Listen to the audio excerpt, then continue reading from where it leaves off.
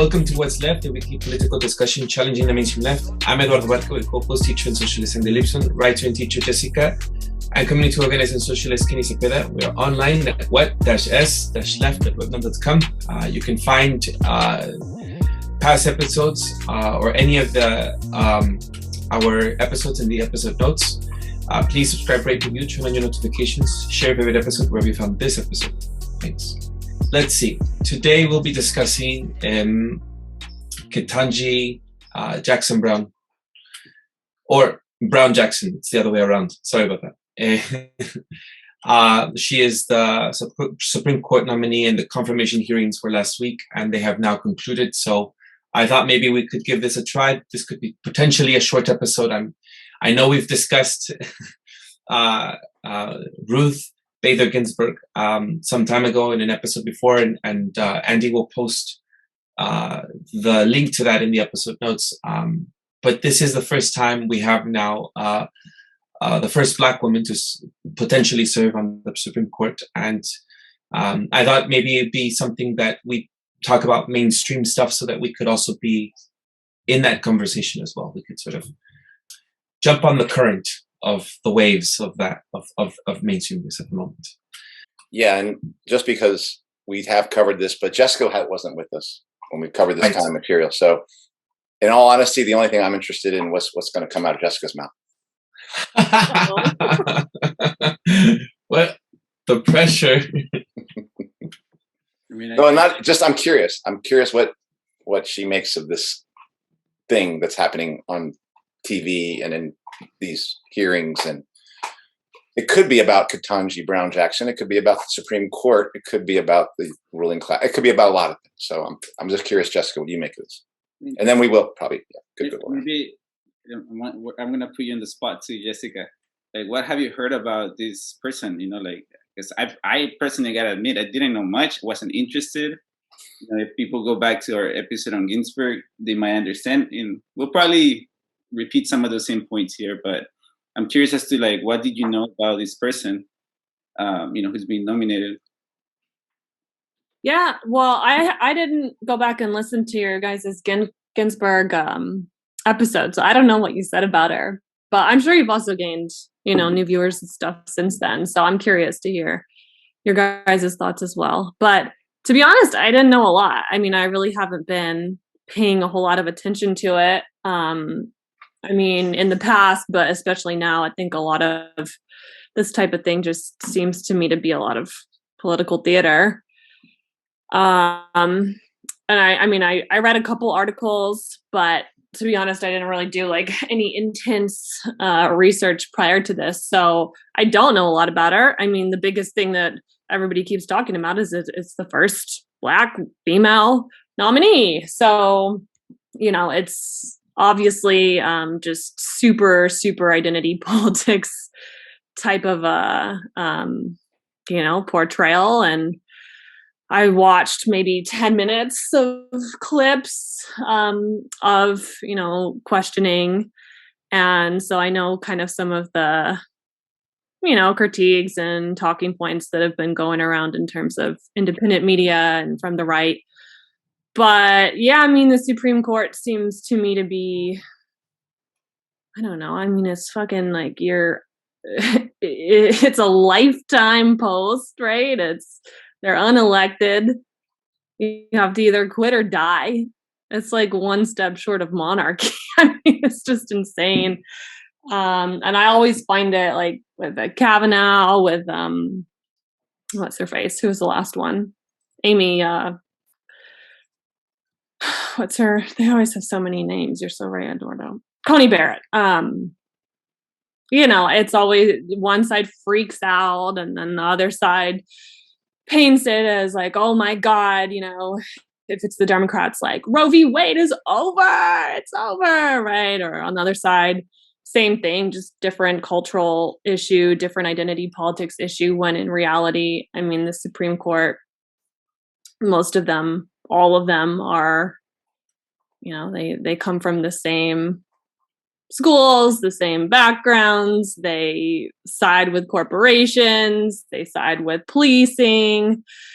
So yeah, it doesn't really get me super excited or intrigued or, you know, anything. So I don't know. That's my sort of initial thing. We can talk more about her specifically, and I don't know, like some of the moments that, you know, have been clipped going around, but I definitely didn't sit down and watch like 4 days of questioning. And I'm curious, Eduardo, what you make of this. Oh, I'm curious what you make of it too, Andy. I mean, you know what I make of it. I honestly think I should probably start this up because I think what I'm going to say is going to give insight, sort of kindling for this campfire to get going, because I could see that it wasn't that much interest. It wasn't interesting for, you know, I mean, I listen. So here's how I'll start. So I listen to KPFT. I think it's important for me to step one foot into like alternative news sources and to listen to some things on YouTube, especially folks that are usually censored in mainstream news. No, I think that we've already listed some folks here like Glenn Greenwald and also Chris Hedges and other people who have been censored from, like, right now RT has been pulled down from YouTube.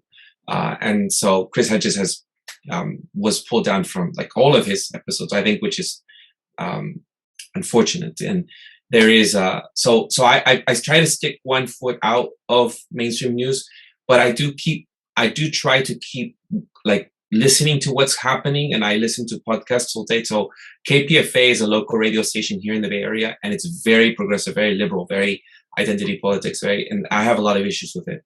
So I just, all the things that are being said about it, I think there are some things I agree, some things I disagree, some things that I feel is just don't make any sense. I also just disagree with the way that we think of women or people of color being politically used in order to affect change, because that's just as we have seen with like Lori Lightfoot in Chicago as the first mayor. So I think we've already stated before, like, like Alabama has a woman governor and she's anti-choice, right? She's pro-life, right? So I mean, to think that there's going to be a woman in power or any people of color that are going to affect change in the way that we want it, I think that's just the farce. That's something that we're kidding ourselves, as we have now seen with many people, as President Barack Obama is given the nomination for, or was given a Nobel Peace Prize, and then going to war in Syria and going to war in the Middle East, right? So I think that that's just something we have to contend and realize that it's not going to affect any change. And I've lost those politics over time. But there are things in this where Ketanji Brown Jackson that I found interesting, and things that I also felt like were kind of disgusting. Well, not kind. They're very blatantly disgusting, from right-wing attacks on her. That I think that it points to a larger issue in the world, or in the system that we live in here in the USA, which is that there's a real thing as institutionalized racism. So I thought that something we didn't discuss for RGB or BG or Ruth Bader Ginsberg, RBG, was racism, which has been a topic that we haven't touched in a while, since I think back when Andy and I just talked about it back in the beginning. So I thought maybe we would delve into that a little bit, because she was, there were lots of ridiculous racist accusations hurled at Judge Jackson every chance that there was a question and interrogation. And I found that to be unnecessary. I also thought, okay, fine. It's not like I think that the institution of the Supreme Court is going to be affecting any change, right? I do think that, like, the Supreme Court is not an institution of justice, and it's unable to affect radical changes we need in order to build a better world, against oppression. But I also think that, like, there are vile racist attacks that need, well, I'll just speak out against. And things like, questioning her qualifications, such as her grades, asking to see if she really got into Harvard. She went to Harvard twice. Or asking, like, if anyone asked any of your students, Andy or Jessica, like, anyone asked, like, oh, how did you get into this school? Let me see your grades, or let me see your test scores. Like, I think something like that is what, like, folks like Judge Jackson or other people of color and other people in this country face. And that's a real thing. Like, I thought maybe that is something I wanted to just show, and like how blatantly, you know, there are racist comments that are still going about. And well, for me, I'll just denounce those, but I also think that it's important to see how we just, that these things are used to weaponize against people that are also, you know, have long been working hard to come out how they are in this system, and still they'll be, I don't think that there's any way like there's to improve as long as you're in this kind of system. Like, they're just always going to be racism, no matter how much you try to improve. Like, the system in itself is just not going to work.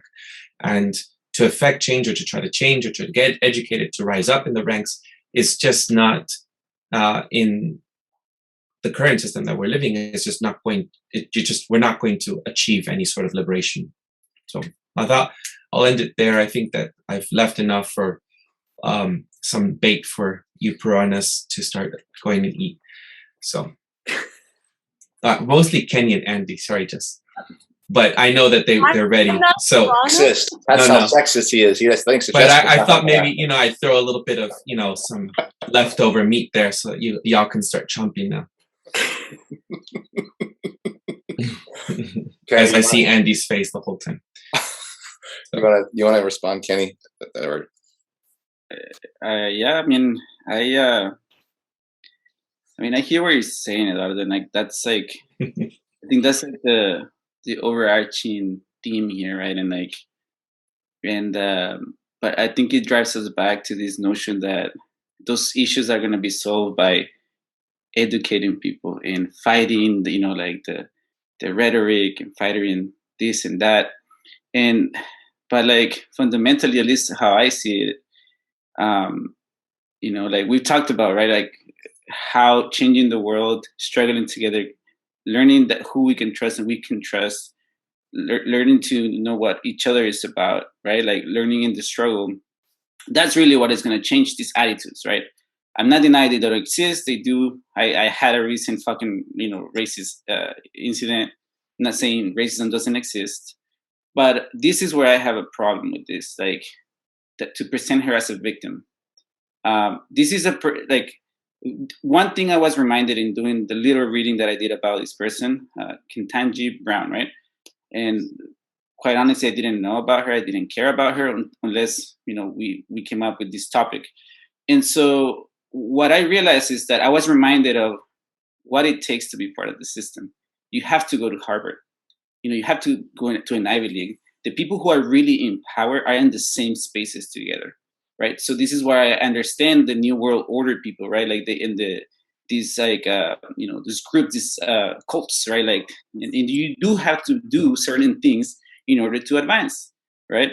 Or you can be used as a bait. And so I'm not victimizing this person because she's an educated person, right? In this system, she knows how to advance in the system. She went to Harvard, you know, went to Harvard Law. She's been around all these piranhas, the actual piranhas that you should be concerned about. So she's not a victim. And guess what? She was thrown into this moment exactly to do that, to steer fucking racism, not to stop it, not to solve, not to progress, but to regress and make sure that we're all bickering about this shit. You know, and not focus on the fact that this institution, which I think, Jessica, you hit it on the nail. Lipson, I think, you used that term, that this is a judicial monarchy. Not close to it. It's a judicial monarchy. You know, this is what we used in the last episode on RBG. And their task is not to advance or progress. Their task is to maintain the system, make sure the system, and you were right, Jessica, they are tasked. If you look at the Democratic, you know, liberal, whatever nominees in the Supreme Court, they have a long history of siding with corporations. You're right, Jessica.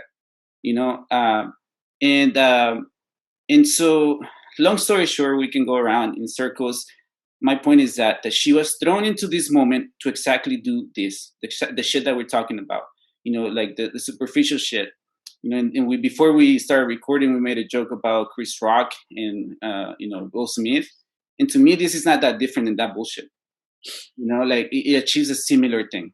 You know, people bickering in moralizing, in pointing fingers at each other, where we lose target of the actual, thing that's happening. The robbery that we underwent on the last 2 years, right? The massive theft, and these institutions are tasked with maintaining that theft that we keep talking about, and then give us an illusion of progress. Well, why the fuck should they rule our lives? Why should they rule whether someone, wants to get an abortion or not? And so again, it's a distraction. It's a facade. It's deliberate, and to remind us against what Lipson has been saying, that thinking that they're dumb is our biggest mistake. This is deliberate. This is orchestrated. This is organized. When you look at those hearings, it's a hot goddamn show. The same topics always. Only if you're dumb, you get caught in that fucking exchange of them, pretending like they care about people, both sides, because I listened to fucking Marco Rubio or whatever, the other dude, I don't give a shit, but talking about protecting kids, and rapists, and her not being tough enough on crime. And then she's like, I love this country. I love America. What about fucking Booker? That dude from New York or Philadelphia? I don't know, New Jersey, whatever. Just crying. Right. You love America. Even when America didn't love you, you still loved America.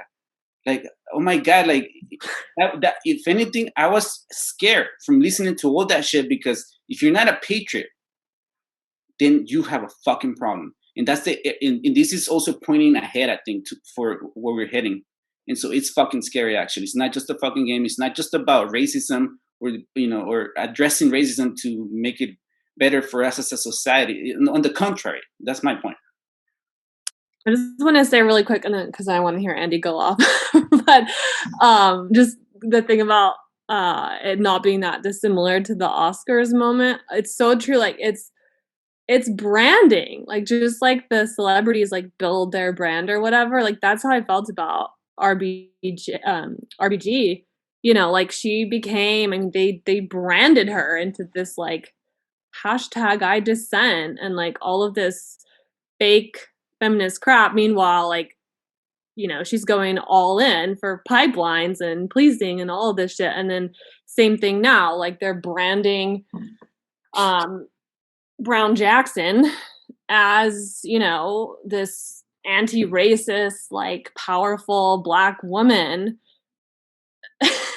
Meanwhile, she stands for the exact opposite. Racism will be worse. Racist policies will be worse. And I just want to add one thing that I think I've mentioned before, at least, I don't know where I heard this, whatever, but that when you see people of a community invited into the halls of power, it's a warning sign that there will be an attack on that community. And, that's like a imperialism 101. Yeah, I agree with that. The other thing I want to mention is she's not just a member of the Harvard elite, and she's not just having a current seat on the Harvard Board of Overseers, which I think is a great name for somebody who's about to be put on a form of monarchy. But she was a member of the Cosmo Club, and a Cosmo Club is only allowed white men into it until 1960. And the first woman was placed in it in 1987. But that's not the issue. The issue is that is an elite club that she has been invited to be part of. And it is branding. And I guarantee you Cosmo Club was trying to brand themselves when they invited her in. Brand themselves as progressive, as for a public defender, a person who's been in the judicial system, but a public defender on that side. We're not here to harm you. And there is something accomplished by her becoming Supreme Court. It is representation. It has nothing to do or will accomplish nothing on racism. Only it will make racism worse. And I think we all agree there is institutional racism. It is a problem in capitalist society, and it's going to get worse. And her appointment to it ensures that it will get worse. It ensures that the world will get worse for women, because what her appointment is, her appointment is not just branding for her. It's not just branding for the Supreme Court. It is branding for the U.S. capitalist class. It is their branding to say, we Why do they call this historic? Historic that we have 4 women on the Supreme Court. Historic that it's black. Why do they use that? What's the history there? Implied in the making history is that there is a slow march of progression of progress on civil rights in the United States, a slow march of progress against sexism on the United States. That's not true in China. We're going to go bomb the fuck out of them because they're a fake democracy. We are a real democracy because we are making progress on this. I guarantee you that that's how this is going to be. This is how it's used. Now, of course, it has an electoral aim as well to play the game that we're seeing of, well, I'm going to talk a little bit more about that later. But honestly, the biggest, most dangerous game that is being played is to basically what it's hiding.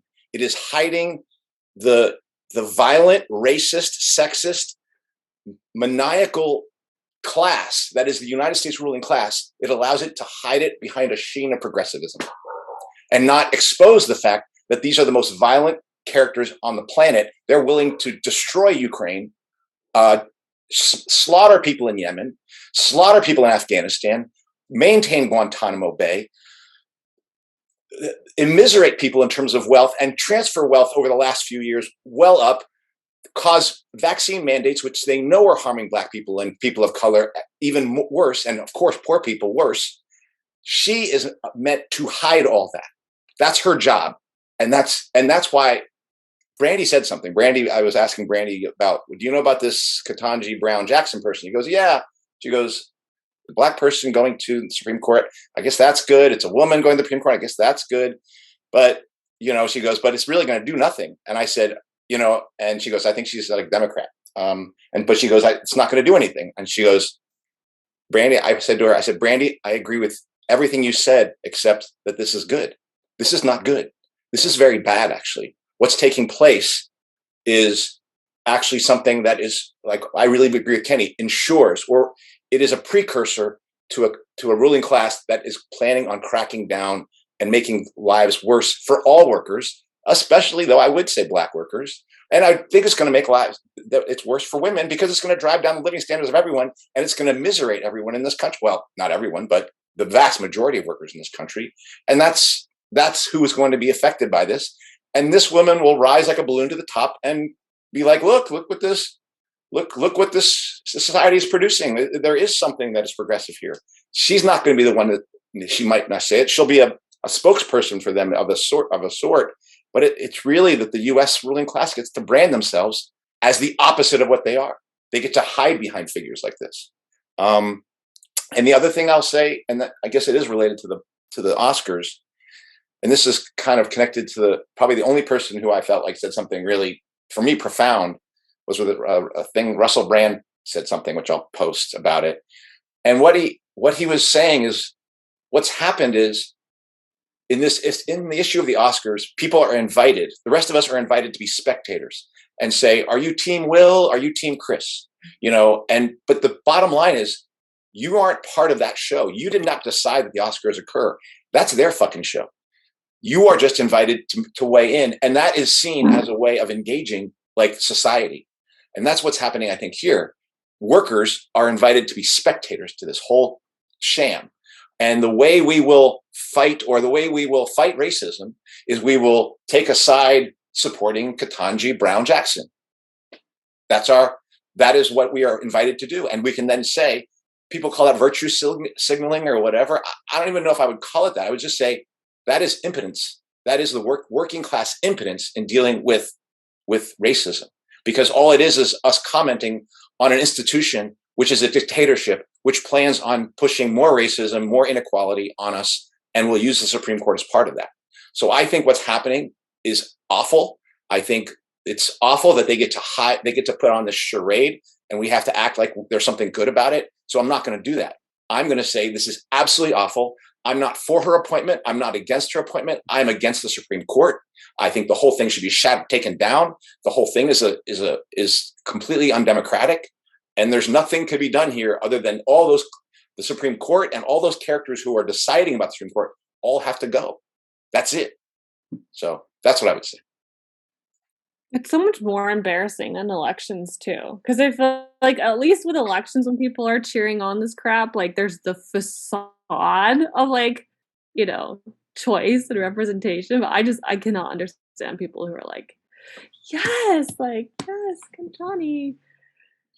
But this is a precursor to that. This is, I mean, yeah, this is preparation for making November sound like it means something, because here we are. It's almost like it's the, what's that called? The preseason. Mm-hmm. I mean, and also like it gives people the opportunity to lie to themselves again, in the sense of, a lot of people have been disappointed by Biden, right? Like with like the promises and all this bullshit. But then here we go, right? Like, this is progressive. This is at least, this is at least something, that whole politics of at least, the lesser evilism. So it's just like a little, like a little salt for people to swallow the bullshit, I guess. Yeah. I think what came out of the Oscars was more of a heightened awareness. I think I appreciate in the Black community, women who suffer alopecia and hair loss. I think that was something that I think that for me, I took away from that. I mean, yes, it was overshadowed by, Will and Chris. Let's see. Well, there are points that I agree with both of you, and there are points that I also feel as if there are, how do I say it? It's not like I agree that the Russians invading Ukraine is something that I'm all right with, but I think I put into perspective or when I talk about it with friends. And so I think for me, this isn't like, I have no hope that we're going to, it's constantly a battle of ideology when Supreme Court nominees are trying to be onto the Supreme Court. And I agree with Jess, it's like these people are appointed for life. In Mexico, there's 11 Supreme Court justices in their state. They're there for 15 years. I've said that before, which is, I think this is the only country that does it for life or has that, like that, the Supreme Court justices are like this the highest court of a land. So it makes it very daunting. It's like, oh my God, we need to have the right Supreme Court justice for this. And it is a battle of ideology. And I do feel with COVID, having had these two years of experience, it's weird. I have now felt a little threatened by the liberal justices there, to think that, if they were, at one point a Supreme Court case would come onto their desk about mandates, about more surveillance. I don't know. I think it would be quite easy to see that liberal justices would just be like, of course we should be doing this because we're in a pandemic, we're in an emergency, right? Granting emergency powers to the presidency. And we've seen things like that happen with like the Muslim ban, right? That was immediately granted, or the Japanese being internment camps because of emergency powers, because we're in a time of war, or because we're in a time of a pandemic. So I get almost afraid now. I don't see liberal justices nominees as the same way anymore. I feel very afraid. Even now, I think, remind me, the Teachers for Choice teacher, I forget right now who we interviewed, Andy, I just forget his name, blanked out. Oh, Michael Caine. Michael Caine, there you go. Yeah. Michael Caine released some statement, some email about how the emergency appeal for the teachers that were laid off and were trying to use religious exemptions, the emergency appeal for that to be considered at the Supreme Court was just dismissed. And one of those major dismissed, and like the person who oversees emergency appeals, so the person who sees is Sotomayor. She is the liberal justice who said, nope, we're not going to take this. So that gave me insight into how much that we're so dependent on justices ruling over our lives. And I'm not as excited as I once was, but maybe a year ago, 2 years ago, Trump era time, to see justices representing my people of color, representing, identity politics. I thought, what made it interesting for me more so was just her record, her track record as someone that has gone to public school, had a working class family, someone who called out, Bush and Rumsfeld as war criminals, and who was also a public defender, and who also worked in Guantanamo Bay, representing clients there, Muslims. And so I thought, those Guantanamo detainees, which I'm opposed to just any sort of incarceration, there is that I thought was significant in her record. And I thought any of that could be, it's unfortunate that we do look at it, and I can see myself just even trying to grasp on, holding on to something that's like, oh my goodness, at least we'll have something where we can at least sort of alleviate the oppression that mass incarceration has on people, especially poor people, and it makes, it's this hope, or this desire to want to alleviate some of that stress that happens.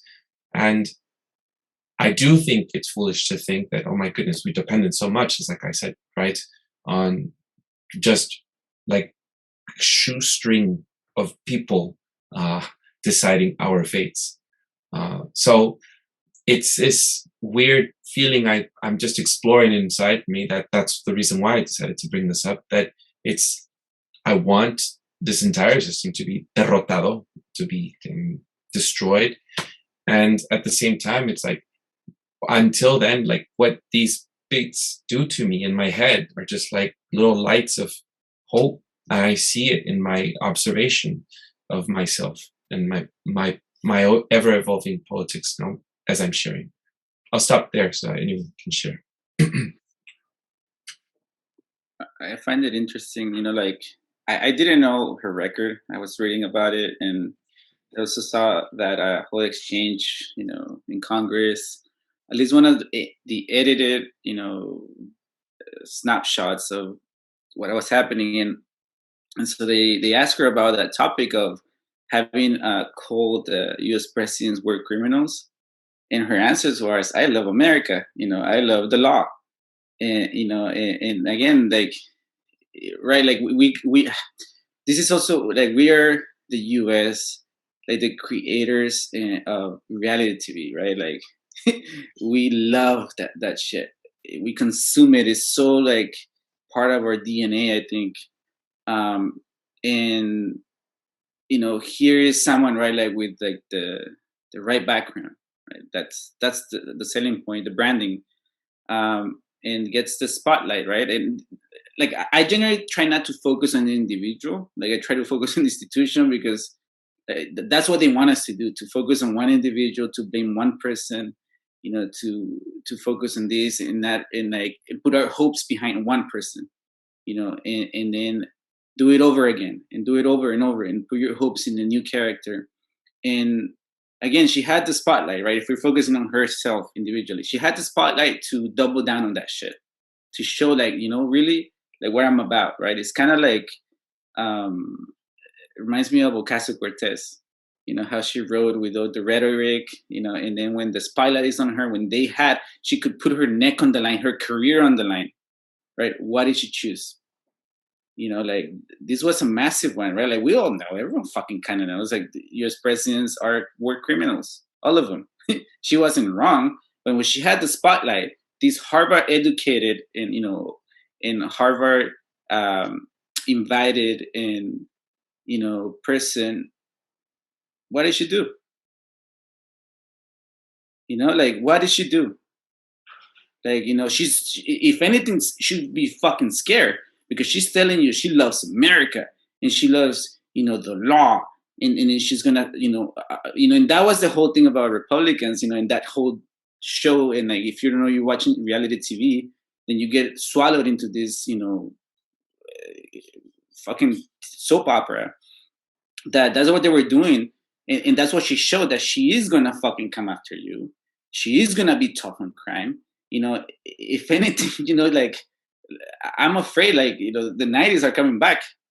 Like the Biden time. Remember what Biden, the tough on crime bullshit. And she's gonna be this person to deliver that, and don't question her because she's a black woman, the first black woman ever. Don't fucking question her. It actually is scary. Not because of her personally. I don't care like one way or the other about her as an individual. It's what the ruling class power is doing, to ensure that they have a tool for attack, for a hammer in their hands, and to keep robbing us fucking blind, ultimately. Yeah, I mean, I agree with you. Like the individual stuff is not where the focus should be. But I mean, I just gotta say, like, I was thinking the exact same thing. The comparison you drew between AOC, like Brown Jackson was a public defender, like AOC was a bartender. Like, give me a break. Like AOC went to fucking Boston College or wherever. Like, no. And Ketanji, she was a public defender for like what, 2 years or something. Yeah, I mean, it's a box tick as far as I'm concerned. Like she went to the top schools, and now like you can just see in terms of like where she's getting the support, and like, with the policing issue, like you were saying, Kenny, like she's gotten pretty much across the board support from like every top, law enforcement group. They all want her confirmed. It's not, they know what they're getting, right? And it's not the same way like, BLM, like biggest fucking street protest movement, right, since the civil rights era, and yet like who do we get in the fucking Oval Office? Top cop, and then Biden, author of the crime bill. I mean, it's just it's such a joke. It's so backwards. And I just want to remind, right, like the 2 years that we underwent for opposing a fucking vaccine mandate, right? Yeah. In having autonomy over our bodies and all that shit. And what did that get us, right? But now that here's someone who's on the cusp of being crowned a fucking, judicial monarch. She was no rebel. She's no fucking rebel. Let's not pretend shit. Like she's no fucking rebel. In order to make it to that height, because if you oppose the system, you get kicked to the curb. Your fucking life gets made miserable. You lose your career. So she's not a rebel. She's not a victim.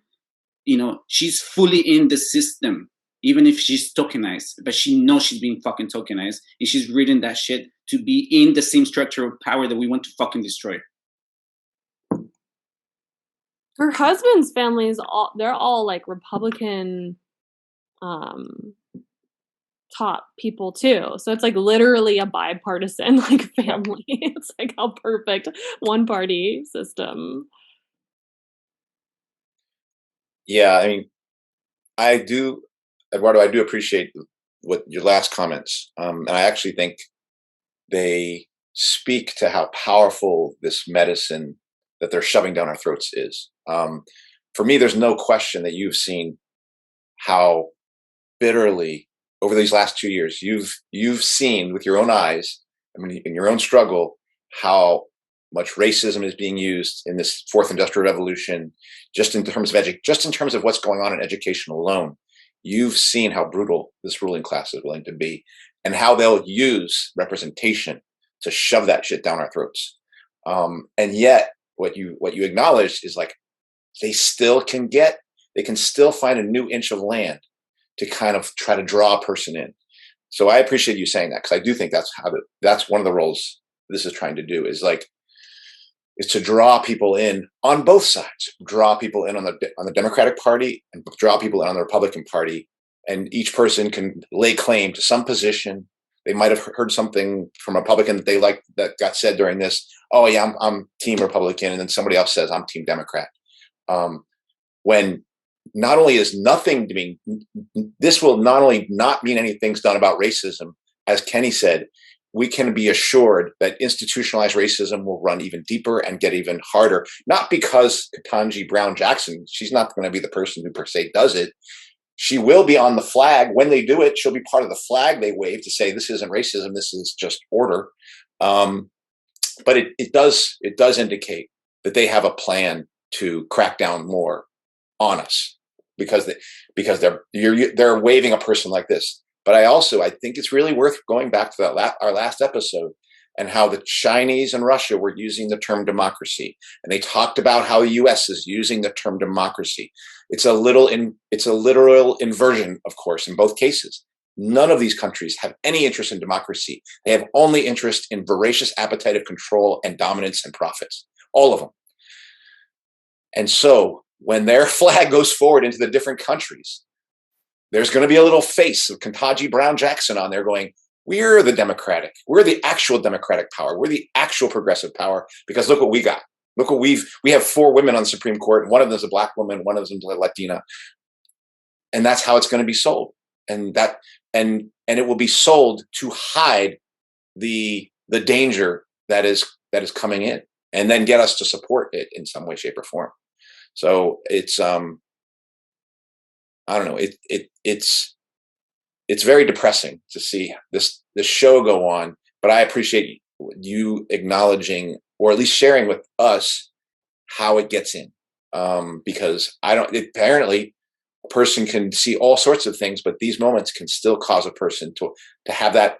I would not actually call it hope. I would call it almost like a kind of despair, because I think what you're doing is you're calculating that maybe those people on that side of the aisle might do something to hedge a little bit. And at that point, and when you're thinking like that, not you, but when one thinks like that, one has given up the idea that there's going to be any major change here.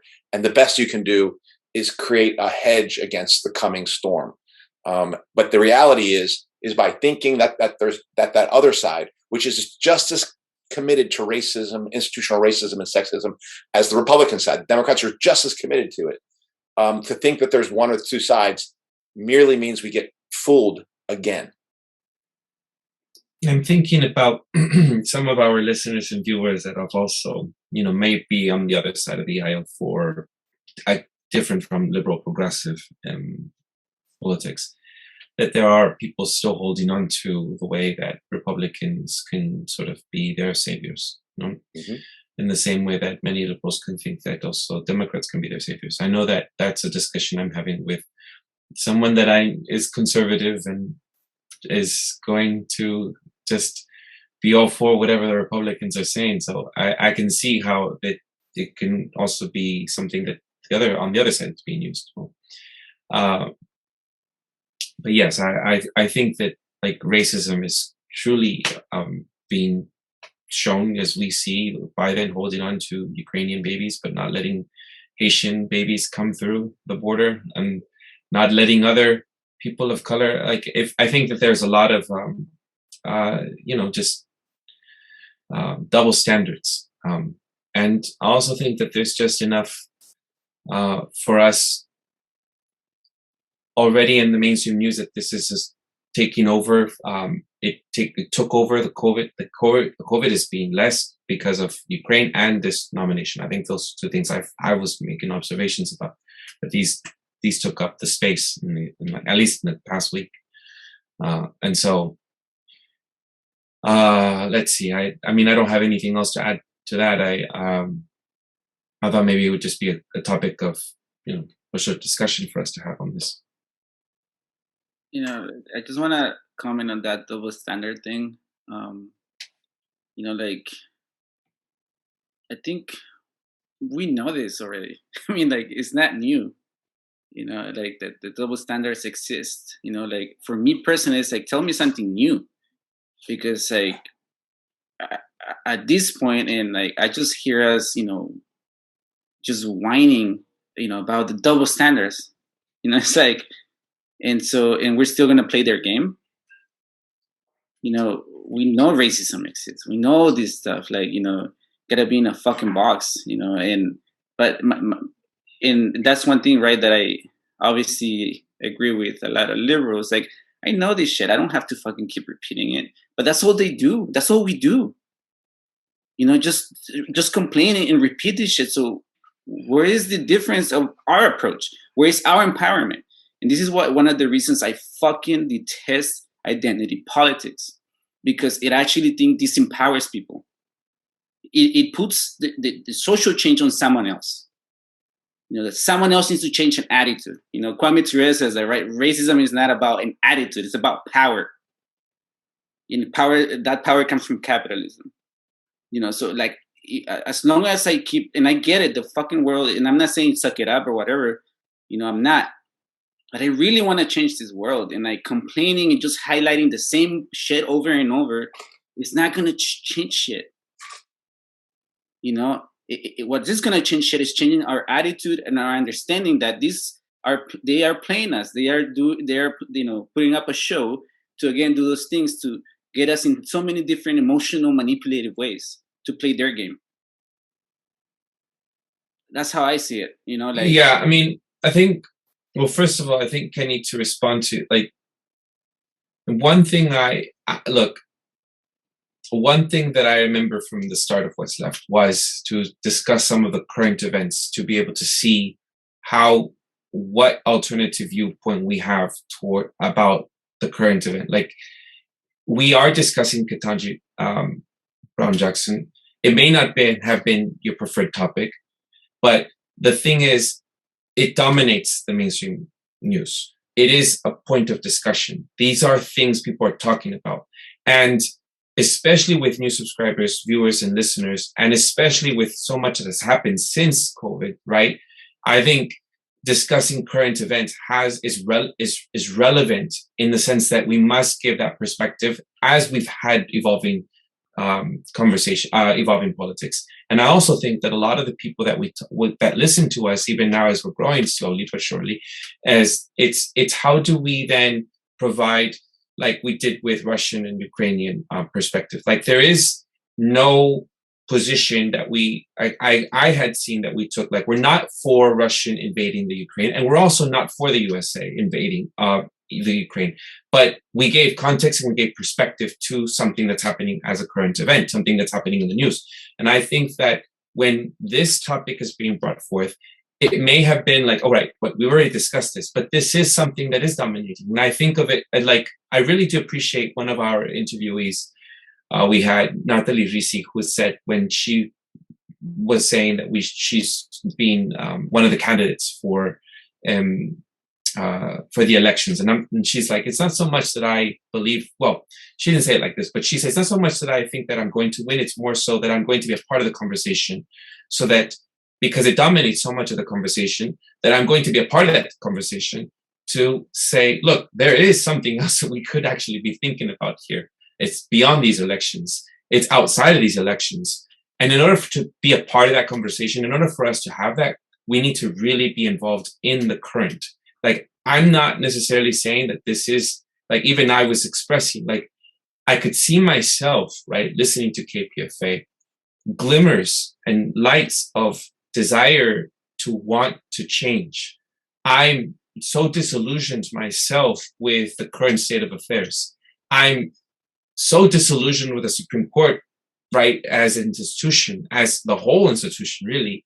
But I can see myself as an example, as like a test tube. If I can use myself for what's left, if I can use myself for a reflection of the audience and listeners, like, it is still, we live in this world, we live in this society. Like, I live in San Francisco. Like, every day of my life, the identity politics issue is like a ringing bell inside my head. And it's like, how do I get away from that? I don't think that I can just like tune it out, even if I stop listening to liberal news. Like, it's something that is ingrained in us. And I think of it like my former Jehovah's Witness religion. It's something that I continuously able to cite scriptures. You know, it's not like I can just suddenly recover and just like let go of it. I really do have like these ingrained, indoctrinated selves inside me, you know? And so I thought maybe this topic would be a conversation starter for us to really discuss, like there are points that I see that would be really great in having the Supreme Court nominee just be have the Supreme Court represent us. Like, what USA looks like. But then I'm thinking to myself, oh my God, there I go again, thinking to myself, you know, and then thinking about the institution itself, how it's always just going to be, as you've already highlighted, which I'm not going to re-highlight what you say, because otherwise it's going to be redundant. And I decided not to say what you both are saying already, and which just has also reverberated. So I'm not going to just, you know, just like vomit the same thing. I'm just saying, like, real stuff is happening for people like myself, and I'm sure people on the other side, on the other aisle, which are people who still have Republicans as their savior, which is we still are so engrossed and enticed and, you know, sucked into this way of thinking that it's only makes sense to listen to some of those thoughts out loud and to discuss them and to have other audience members potentially comment and see how it reflects on them. You know, and I think that that's what at least that's the intention I thought I would bring forth to this discussion. So I don't know what you all make of that. I'd like to hear someone else saying it. Yeah. Yeah, I mean, I think you're absolutely right, Eduardo, that you're like what you're experiencing in terms of like, you know, the different voices in your head. I mean, to some degree, I think we all experience that. But I think I have lots of voices in my. Yeah, no, me too. Me too. I just characters I'm writing about in my head. Part of why it's hard to kick though is because, like we've all been saying, even though identity politics is bullshit, like racism is real, sexism is real. So it is. I mean, that's part of why it's why it works, right? As a strategy, because most people are like, they are good. They're trying to, they want to see themselves represented, and we should. But yeah, I mean, I hear what you're saying. I hear what you're saying. But you go ahead, Andy. I was gonna. Yeah, I mean, I understand Kenny's frustration of, can we get beyond this? But I think I agree really. I think the spirit of what you're saying, Eduardo, is that we have to remember that in what's left, which is, this is a place where we come to talk about this, and it is meaningful for when a person who has, I'm not talking about you now, Eduardo, but when one who has been trapped in the Democratic Party framework or trapped in the Republican Party framework, when they talk about a hypocrisy that they see in their own party, that's an important moment. Like when they say, wait, DeSantis says he's for this, or he's for against vaccine mandates, but he never seems to criticize the vaccine. He seems to never talk about ivermectin. He seems to never, like, what's going on there? Is he really for our health? Because there's not. If a person who was like dedicated Republican Party and thinking that DeSantis or Trump is the way forward starts to say those sorts of things, I feel like those are meaningful. When they start to identify the hypocrisy on that end, it's just as meaningful as when people start to identify that on the other end. So I think those hypocrisies are important. And so I will say that I still feel that frustration about how do we get beyond that. But Kenny, I don't, like, we're a long way from that. Like, me and Brandy are doing tabling, trying to like meet people in the farmers market, and who might want to get involved in like fighting the fourth industrial revolution and fighting the vaccine mandates and And we're meeting people who don't like what's happening, but they ask us, well, what are you doing? And I'm like, well, we're out here tabling, trying to talk to other people about what are we going to do? Well, that's what you're doing. I'm like, that's our situation, because it's not like I can tell you that we got a whole mass of people ready to do this or that. I mean, that is a problem, is that the problems that we're talking about are immense, and the pieces that we're able to put in place right now to even speak about building an alternative are so small. So I think even for me, when I say we must have revolutionary change, I have to acknowledge I'm not entirely sure what that road looks like. All I can say is it needs to be independent of the Republican Democratic Party, and it needs to be independent of like nationalism, and it's not going to support it. It needs to be projected towards taking down our own government, not worried about what other governments are doing that are not the governments that are oppressing me directly. So those are some things I know, and I think it needs to be centered around the working class. Beyond that, where do I go? I'm not sure. So that the notion of, okay, what are we doing? In some ways, like that's a tougher question for me to answer. I'm just going to admit that. Something I keep hearing people are just like, they want to massively leave California. They want to, or they think DeSantis is going to be their savior. Like I hear that in some of the discussions that we're having. I see the emails or it just, you know, and it's another way of saying like, this is where we should put our faith in. Right. And I just, maybe it's a distraction to think that like just sharing myself, like maybe we should, if we use someone else, like thinking that way on this, here in this discussion, like I think that happens a lot to us here living in this country and putting our faith into, you know, reformist views. I think sometimes that's easy to fall into, and I'm still dealing and grappling with some of that. But that is the same way on the other side, on the other aisle. Like I talked to my friend Jake, and so much of what he says is like, where the state of the freedom is here in Florida. It's like, it's such a way of thinking that is similar on like flipped for liberals living in California, you know, who think like California should be the only state, like it's the safest state because everything here is so, you know, you're free according to liberals. Or to conservatives, it's Florida is the new freedom, like because of their anti-mandates. Well, there are other things that are happening that we're also being distracted by, that you're just putting all that faith that you're just like thinking that this is it for you.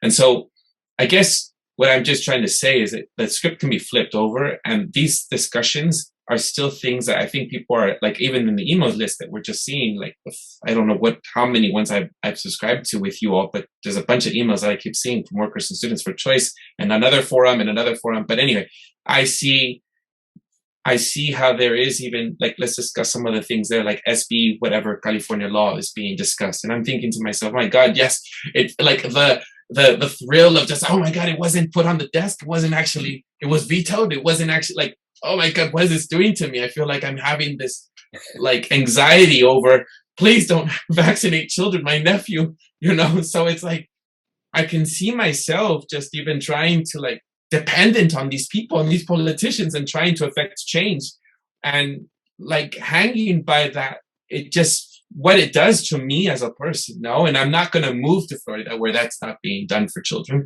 And it's just, or I'm not going to move back. Like I can't, the situation with my family, it's not, we're not going to all move to Mexico where it's not going to, you know, children are not being vaccinated. So it's like, it happens for everyone. And I think that's what I think I'm empathetic to. It's a lot of people that are listening and viewing this. It's great if you're enlightened, but you know, for the rest of us, I think that there is still, for the ones who are progressing up on, you know, the intermittently, I think it's still, you know, causing these two, like for the revolution and for momentary, like, I was going to say a drug, like, you know, like momentary, just alleviation of what's happening with all the assaults on our civil freedoms. Yeah, I've been witnessing that exodus from the West Coast. I guess I've been sort of a part of it, even though it quite over into Idaho. But yeah, I gotta wonder like how many people who have moved from, let's just say like blue states to red states have done so and then like sort of jumped on the bandwagon and are, you know, like a lot of people are saying DeSantis is going to run, you know, for president or be on a ticket or stuff like that. Versus, like you said, Eduardo, like how many people were just like desperate for some sort of relief, whether economically because land is cheaper or to escape a mandate or just a really oppressive cultural environment. And I think, I mean, we'll see, but one thing I was just thinking of, which, okay, this is about Roe v. Wade, which, and it might seem a little off topic, but I think it in some ways is kind of representative. So I have like I'm pro-choice, like I've always been pro-choice, but I have a very different take on that debate that's been going on for fucking ever, my lifetime anyway. And it's a huge weight in terms of getting people to argue over like Supreme Court nominees in particular. So if a woman wants to have an abortion, right, she can do that herself outside the system fairly safely. Like all you need is some herbs, some information, and I would argue like some sort of sisterhood or some sort of like support. And I know a lot of people would say like, oh, that's so dangerous. Well, like not talking about a fucking coat hanger, but women have been having abortions and women have been birthing without the help of the medical system for centuries. I mean, it's just not like, I'm not saying it's not an intense thing to go through physically and mentally. Of course it is. But in terms of like the logistics, you don't fucking need the permission of the highest court. Like you just don't. And I think that like mindset switch of like, we have to figure out ways to, however you want to say, like build parallel societies or figure out a way to like stop fucking asking permission, you know, the same way that like, okay, I'm just going to wear the mask because they told me to wear the mask. Or I'm just going to take the vaccine because otherwise how am I going to keep my job and therefore keep my health insurance and blah, blah, blah, blah, blah. And I think that's like, I don't know, for me, like that's kind of the biggest like mental shift that has just like freed me from the, I don't know, like the clutches of whether it's like identity politics or electoral politics or just all of this. Like it's just a fucking cage that doesn't need to exist, but you have to kind of step back and like see that it's a cage before you can do anything about it. And we're not a long way from that, but collectively, you know, as a population, we are.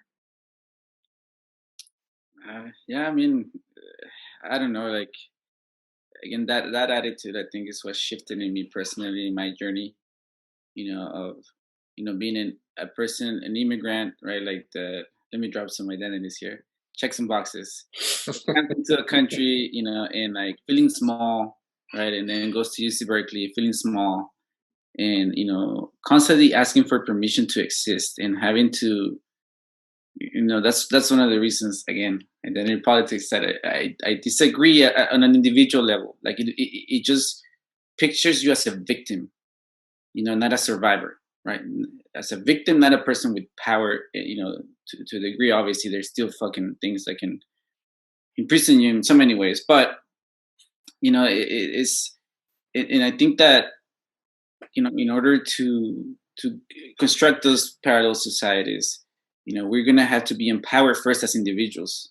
You know, revolutionize us individually, live a life, you know, as much as we can as a revolutionary, right? Like, because, you know, and I'm not just talking about socialism, right, or this or that, and we can, even that, right, socialism, once we have to construct society, there's another set of fucking problems. What I do know is that we have to destroy this one. What I do know is that these laws and these systems are not built to empower us. They are built to maintain those cages.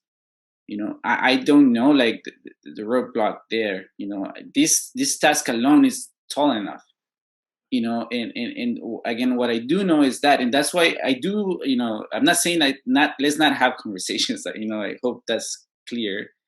That's why I accepted having this, you know, conversation. That's why I want to be in this group here. And I want us to disagree, you know, in things, and change each other's perspective and challenge each other, because that's what it takes to revolutionize me as an individual, you know, and really ask tough questions, you know, for myself, and deconstruct frames, you know, because that process is painful, you know, it's, my partner has this beautiful metaphor of a maze, right? Like, we were watching Westworld, but she herself has always thought of a maze, right? And like, when you think you've reached the center, you're fucking starting over. You know, like, and then it's perpetually like that. When you think you're balanced, you have to, you know, constantly. And I am a person who, I love that, like, change and evolution and asking tough questions, you know, to myself, to be honest to myself. You know, I saw this metaphor the other day. I don't know. I'm gonna paraphrase. I don't even remember who it was, but it was something along the lines, Friedrich Nietzsche, like along the lines of, if you want to live a peaceful life and like something like that, believe. If you wanna, you know, if you wanna be a pursuer of truth, then inquire. You know, and so like I'm obviously an inquirer. You know, when I ask questions, and you know, like hopefully that leads me to some peace at some point. And I, by and large, I am at peace because I feel a little free from all this bullshit. I don't have to waste energy on all this bullshit of Ketanji Brown, you know, or the election cycle, or you know, the census, or you know, like all this bullshit, you know, and it has a cost. You know, it does have a cost, and I haven't come to this on myself. I don't want to pretend like I'm this messiah or like this person who's figured it out by himself. Hell no. It's been all these conversations with all the people that we've had here, some of which I agree with completely, some of which I somewhat agree, some of which I'm completely in disagreement with. You know, but that's what it takes to revolutionize yourself and be part of something, right? Like to build something different. At least I suspect. I don't know for sure. I'll let you know maybe. But at least that's like, I guess that's the part that I believe, you know, like, and so I'm both a believer and inquirer, you know, and that's why I believe you have to have as a revolutionary, this has to be some hope. Like I do think there has to be hope to be a person that wants to change this world fundamentally. You have to be a fucking hopeful person who looks at shit for what it is, not for what they tell you it is, you know, or for what you think it is. And so, you know, it's hard work, you know, it's but I prefer to live that life, and actually I think it has given me peace, and like I reserve my energy for certain things, you know, rather than all these theatrics and TV shows that they're playing in Congress and, you know, during every election cycle. Yeah. I mean, in listening to you, Kenny, I was reminded that in many ways, one of the episodes we had, which was something that kind of unlocked my brain in a way that made me more open to some of those things that I have since taken on, was this guy, Eric Lerner, when he talked about the Big Bang.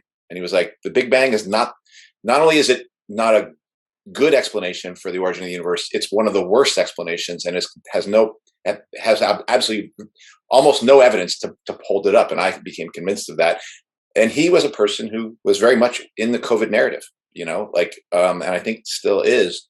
But that episode really kind of was like, boom, you know, like, and it created notions that there may be not the things that I'm holding on to. I might have to, you know, let them alone. And I think, Jessica, if I had heard you say what you said about, because I think we both agree on that is any person's right to choose. I'm pretty sure we both agree on that. If you had been at an earlier episode when Eduardo and I were just doing the show, and even Kenny hadn't joined us, and we had talked about abortion rights, and we were both supporting abortion rights, I feel like I would have disagreed with you at that point, like that 2 or 3 years ago. But now I think I understand what you're saying, and I'm going to try to say it in this way if I get it right, which is I'm for abortion rights, but I'm not in any way going to trust the state to give it, like, I'm not going to look for it as an avenue for delivering it. Like, I'm not going to, because that is another trap. In fact, that's a deeper trap than a person who might not even be for, yes for, or no for, because, and I agree with that now. Like, I think whatever we're going to do as part of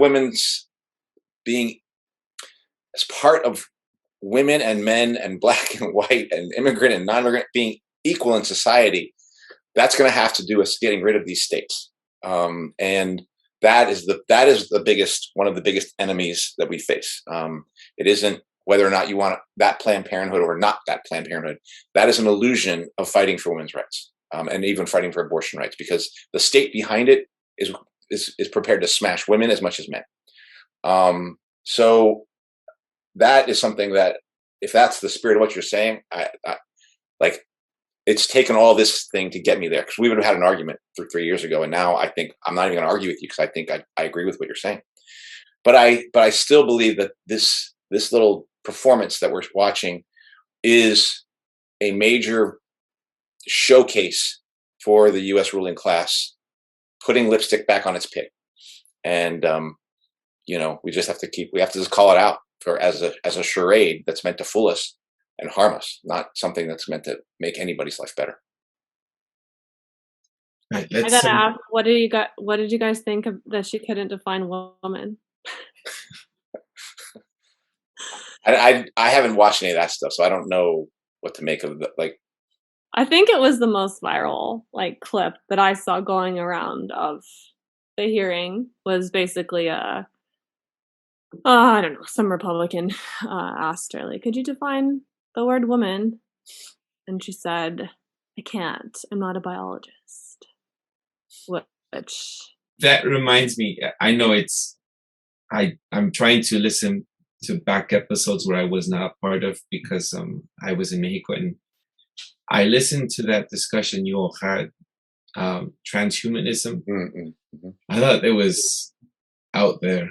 It was just, I really didn't say her answer to that, not because of it went viral or whatever and becomes a Republican talking point, but because of the implications of that. I find that extremely frightening, in the same way that I think, was it Eduardo who was saying that you're physically scared of the mandate stuff coming down from liberal justices. I feel the exact same way with women's rights. It's just, you're literally she's literally there as a diversity hire, right? She's there because she is the first Black woman nominee, and yet she can't define the word. And it makes her look stupid, and I think it loses a certain, sector of the population, especially working class people and working class women. But it also has huge implications in terms of what, changing laws with regard to gender and all of that stuff. It's, but people are celebrating her as a continuation of Ginsberg's fake feminism or whatever, and this is just the new version. Anyway. Well, if she did say I consult science, then she's certainly basically saying I'm prepared to be told what to think. Yeah, it's just such a I don't know, I'm just tired of hearing grown adults in positions of power just lie, just flat out lie about the most plain thing in the world, whether it's this piece of cloth on your face protecting you from a virus or whatever, and everybody just goes along with it. Yeah, she doesn't know what a woman is. She is one, but she doesn't know what it is. Gotta consult a biologist. It's defer to experts. You gotta defer to experts, even when you're literally how many degrees does she have? Anyway, I had to bring that up because it was just there's so many areas we can go into that. I'm very curious. I was going to make a connection with what I had heard with you all discussing with John Isaac about transhumanism, but I don't even want to delve in that area. We didn't even talk about the pedo stuff either. Right. Well, yeah. I don't even know.